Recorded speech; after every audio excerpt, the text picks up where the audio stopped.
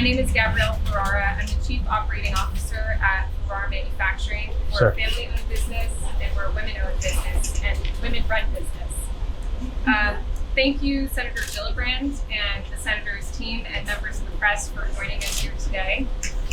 Our family business has been making apparel in the United States, in New York City, since 1987. My parents started this company, and their goal was to make the world's finest clothes here in New York City, in the U.S. We work with some of the most amazing, dedicated operators. We're a unionized shop, and we're very proud to have SEIUs here today as our union partners. We endorse the Fabric Act, which incentivizes expansion and reinvestment in our industry, which is very much needed. And it also promotes strong work protections for workers to bring more workers into our industry. I'd like to present a commemorative banner to Senator Gillibrand. Thank you. Highlighting today's important event. And of course, it is made out of fabric, because what else would it be made out of? And with that, thank you, Senator Gillibrand. Very happy to introduce you to talk about this important bill today. Thank you. Well, good morning, everybody. Thank you, Gabrielle, for everything, for your leadership and your vision. Thank you to both of you for this amazing business and this community of workers to make beautiful clothing. Thank you for everything you do. I want to also recognize some of our dignitaries here. Our designer, Mara Hoffman, thank you for being here. Edgar Romney, our Secretary Treasurer, Workers United. Teresa Garcia, member leader of the Garment Workers Center in Los Angeles. And Aisha Barbalat, who's the CEO of Remake. Thank you all for coming. Every single day, every one of us starts the morning with getting up and getting dressed. What are we going to wear? But the question we don't ask ourselves is, what did it take to make the clothes that I'm going to wear? The answer is to that question is the answer that we don't want to hear. The reality is that people who make our clothes are too often not employed fairly, or treated fairly, or paid fairly for the work in an industry that's vital to our economy and our daily lives. It's an unacceptable reality that we have to address head on. Here in New York City, the tragic and deadly fire at the Triangle Shirtwaist Factory in 1911 laid bare the working conditions that women, men, and children were forced to endure. That fire led to legislation calling for better safety standards. But it's clear that we haven't made enough progress in the 111 years since then. The conditions in garment factories led by bad actors still need to be addressed. They can be rife with abuse, mistreatment, and unacceptable low pay. Women, who are leaders in the industry, disproportionately experience the impact of that abuse. Many brands contract out their manufacturing to other companies who pay what's called a piece rate, meaning that you get paid not based on how many hours you work, but how many items that you make. And when left unregulated, those rates that drive people to work at unthinkable speed can leave people earning less than $3 a day. Less than $3 an hour. I've heard about shops that will underpay or simply refuse to pay their workers, that purposely shut down and open shop across the town under a different name just to dodge their responsibilities and wage and hour enforcement. These practices are inhumane and unacceptable. No one should be paid so little for such hard work. We're here today in the Garment District, the historic home of American fashion. This area and this industry have witnessed great changes over the last few decades. Today I'm here to announce new legislation called the Fabric Act.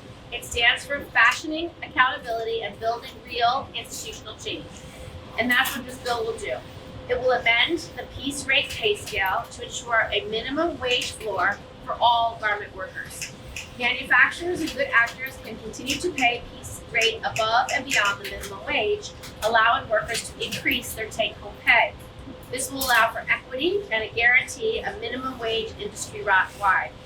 The bill also includes a manufacturer's registry at the Department of Labor. allowing for brands and consumers alike to see which manufacturers are in good standing, creating more transparency throughout the entire industry. This, coupled with accountability for wages up and down the supply chain, will help make the American apparel industry that much more equitable and sustainable. As we make these changes, we also need to support the expansion of the industry here in America. Since the mid-1990s, China has gained an estimated 1.25 million apparel and apparel-adjacent manufacturing jobs, while the industry has languished here in the United States. In Manhattan, we saw an 84% decline in apparel manufacturing jobs between 2001 and 2020. This bill would help restore the U.S. garment manufacturing sector by providing tax credits for brands and garment manufacturers that move their operations to the U.S. And it would also create a domestic manufacturing grant program aimed at revitalizing the industry, giving more people the opportunity to buy American. American consumers actually prefer that their clothes are made equitably and sustainably and in the U.S.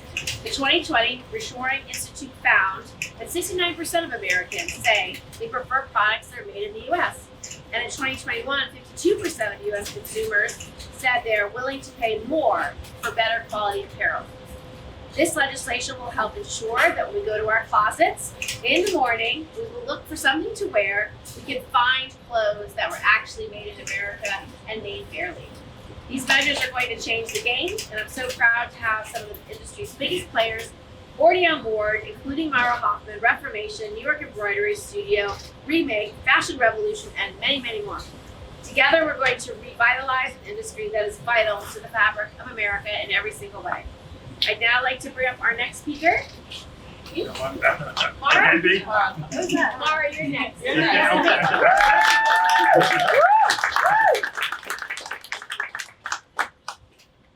Thank you, Ferrara Manufacturing, for hosting us today. This is so awesome. Beautiful. Thank you. And thank you so much, Senator Gillibrand, for your leadership. My name is Mara Hoffman, and over 22 years ago, I founded my namesake clothing brand, which started as a company of one, designing, sewing, and selling each garment myself.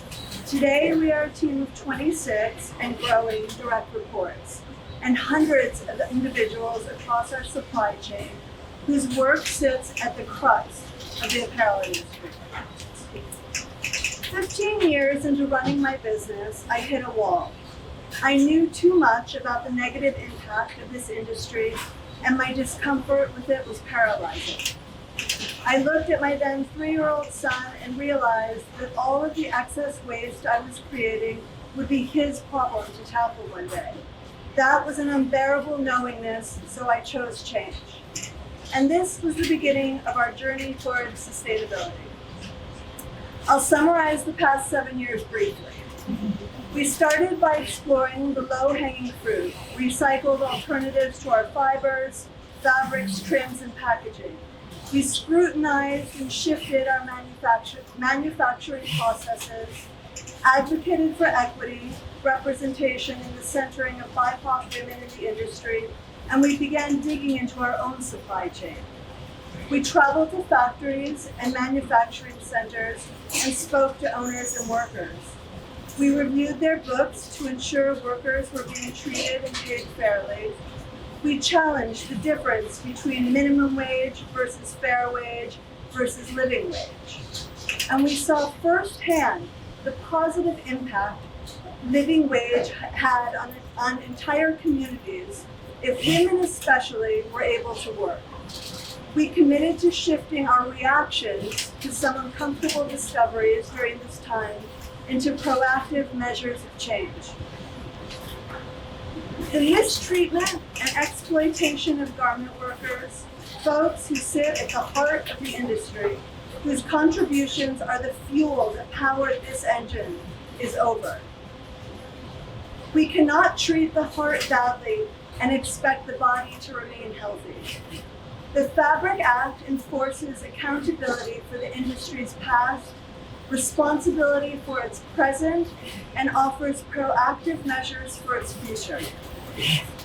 With Roe v. Wade in jeopardy and being on the precipice of a fundamental attack on the agency that women, trans, and non-binary folks have over their own bodies, standing right here, right now, in this room, we have the power, we have the opportunity to harness our power collectively and stand united for the protection of workers, for the empowerment of women in manufacturing's future, and to demand that living wage is the only wage.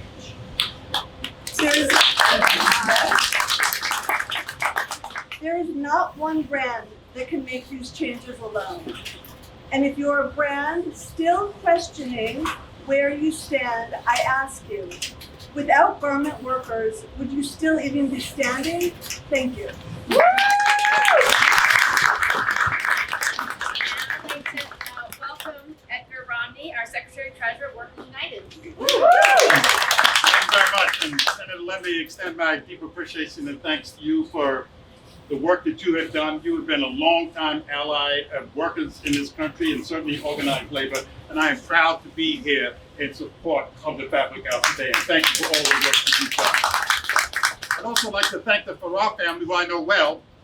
They're a good union shop, okay?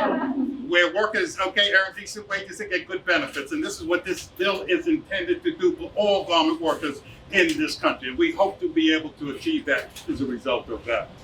As many of you may know, Workers United has its roots in the International Ladies Garment Workers Union, which was actually born right here in New York City. And we have long battled sweatshops in America and abroad. For far too long, garment workers in this country have faced abusive and exploitative conditions, including rampant wages, theft, and unsafe workplaces. These conditions are perpetuated by a lack of accountability for the fast fashion brands and retailers at the top of the supply chain, whose relentless quest for profit drives exploitation further down the chain. Having worked on these issues for many, many years, we know that the Fabric Act is exactly the kind of legislation we need to fix this broken system and ensure that jobs in the United States garment industry are good jobs with dignity and respect. The Fabric Act includes several crucial elements that will be of tremendous benefit to American workers. First, and I'd like to highlight two of them. First, the bill establishes a joint and several liability requirements through which workers can hold fashion brands and retailers responsible for the labor practices of their U.S. contractors, which will bring about a level of legal accountability that has been sorely lacking in this modern apparel industry. This provision will allow workers to pursue legal remedies from the same brands and retailers whose business practices lead to labor abuses, and who have managed to evade responsibility for decades. Second, the bill's prohibition on payment for piece rate in workplaces where workers are not already paid a minimum wage or covered by a union contract will have a transformative impact on this industry. As a group of garment workers will suffer for the second highest rate of wage theft of all U.S. workers. This bill will ensure a minimum wage floor across the U.S. garment sector, thus preventing high-road employers from being undercut by unscrupulous contractors. We congratulate Senator Gillibrand on this important and timely fashion of this legislation, and we will urge, and we do urge, all members of contractors, of members of Congress to stand with workers to make sure that we pass the Fabric Act. Our next speaker is Teresa Garcia.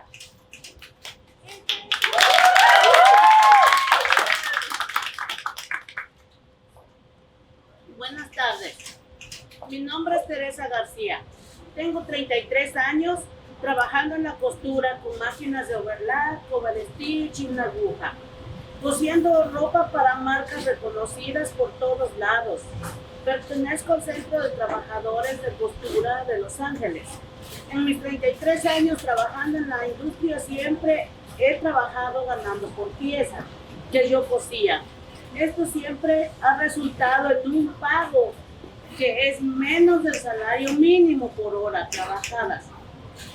Mi experiencia en esta industria ha sido robo de salario, maltrato de los patrones y abuso verbal. Hoy estoy aquí para la introducción de la propuesta de ley Fabric Act. En las fábricas a nivel nacional, yo pienso que nos va a beneficiar a todos los costureros tener una ley similar a la ley que ganamos en California el año pasado. I'll translate for Teresa. She said, good afternoon. My name is Teresa Garcia. I've been a garment worker for 33 years, sewing on overlock, cover stitch, and single needle machines, sewing clothes for recognized brands everywhere. I'm a member of the Garment Worker Center in Los Angeles. In my 33 years working in this industry, I have always worked and earned by the number of pieces I sew. And this has always resulted in pay that is less than the minimum wage per hour's work. My experience in this industry has been wage theft, employer mistreatment, and verbal abuse. Today, I'm here for the introduction of the Fabric Act in hopes it takes effect in factories nationwide. I think it would benefit all garment workers to have a law similar to the law we won in California last year.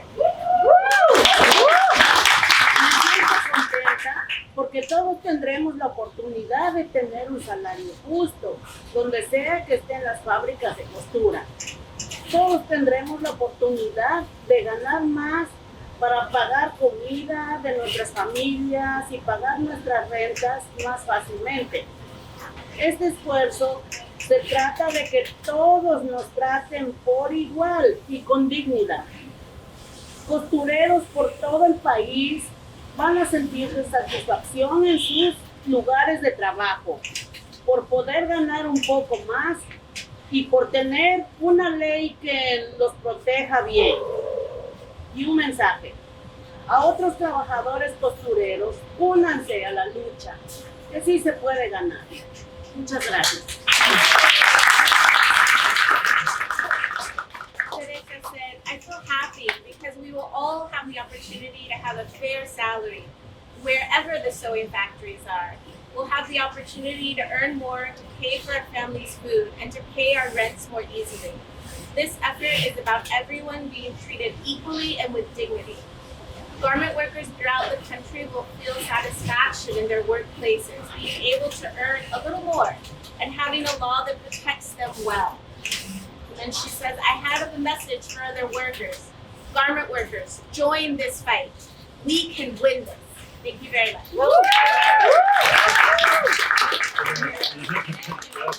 Thank you. Our next speaker is Aisha Barablat, the CEO of Rebate. Good afternoon, New York City. I said good afternoon. My name is Aisha Barablat, and I am the CEO of Remake. We are an advocacy organization focused on getting women in fashion paid fairly. And as someone who has had a decade-long fight, it is my life's honor to share the factory floor with you, Senator Gillibrand, to talk about bringing jobs of dignity and a sustainable industry right here at home. You know, this is not a new fight. 100 years ago, as the senator noted, there were women right on the front lines who were fighting for dignified jobs, for unionized jobs, when the terrible Triangle Shirt-based factory fire happened right here in the garment district. And the fight continues. Even after 100 years, as we look to where this industry is, when the multi-fiber arrangement expired, and we lost, most of our garment industry was decimated and went abroad, it left devastation, and left devastation mostly in the lives of women. In the pandemic, these workers, this is one of the only industries that's predominantly on the factory floor, which you see as women, were deemed essential workers, because she was no longer just making our pants or our shirt, she was making our protective gear, she was making our masks. And while she was keeping us safe, she was making pennies apiece and getting COVID and wondering if she can put food on the table. And so 7 months ago, we in California won the Garment Worker Protection Act. That's right. And it seems incredible that here we are 7 months later with the leadership and solidarity of Senator Gillibrand, and now with support from Senator Booker, Senator Warren, Senator Sanders, for us to be building a more ethical and sustainable fashion industry. Woo! You have heard from garment makers, this is what we want, and in 2022, simply asking for a minimum wage rather than piece rate is the minimum that we can do. But guess what? We have also talked to manufacturers and brands across the country, from New York to the Carolinas to Texas to San Francisco. And many of them who are early endorsers of the bill want this. They want to have an industry that invests in its workforce, that invests in technology, that builds sustainable product. Well, guess what? Our bill does all of those things. We set the minimum wage as the floor with productivity incentives on top. There is a $40 million grant, and there is a tax credit to come back to America and make product here. And so I invite all of the brands who are still thinking about it, all of the manufacturers out there to lock arms with us. Fashion is a $3 trillion industry. It is made by women, it is marketed by women, and it is women who keep it profitable. And so it is time for us to lock arms as activists, as legislators, as garment workers, and as brands to pass the Fabric Act. Please join me. Let's do this. We're happy to take any on-topic questions if the press have any. Go ahead. Hi, my name is Autumn with Fashionista. Like so many of you mentioned, this has been a fight that has been ongoing for over a century now, but over the past year we've seen proposed legislation like the SB 62 in California, which successfully passed, now the Fashion Act in New York, which is going up for vote, and now the Fashion Act, the Fabric Act. Why do you think that now is a time that all of these are coming to the policy table, and how do you see these acting in concert with each other, learning from each other, working with each other? So when you're trying to create a nationwide movement, it helps when states are moving the same legislation at the same time. So when we were trying to achieve LGBTQ equality, it helped that we were working in New York to pass marriage equality and in several other states, but also on the federal level, repealing Don't Ask, Don't Tell. Each success builds on the next success. So because there's momentum around what California's done, what New York's about to do, this federal legislation will also gain momentum. And so I think people are tired of employers that take advantage of them. We look at the unionization movement we've seen in Amazon, in Starbucks, and we see workers mobilizing, younger workers, newer workers who never thought about joining a union or participating in unionization, actually working hard towards that end. So I think there's a real push towards economic equality, economic opportunity, and sustainability that this movement is very much part of. And so I think there's synergies at work that will help each other, no matter where you are in the country, succeed. Any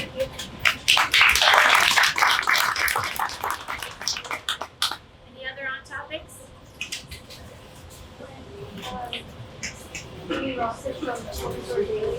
I have a question for you about what bipartisan elements really appeal about this bill, and where do you see any obstacles that might happen in trying to get this passed?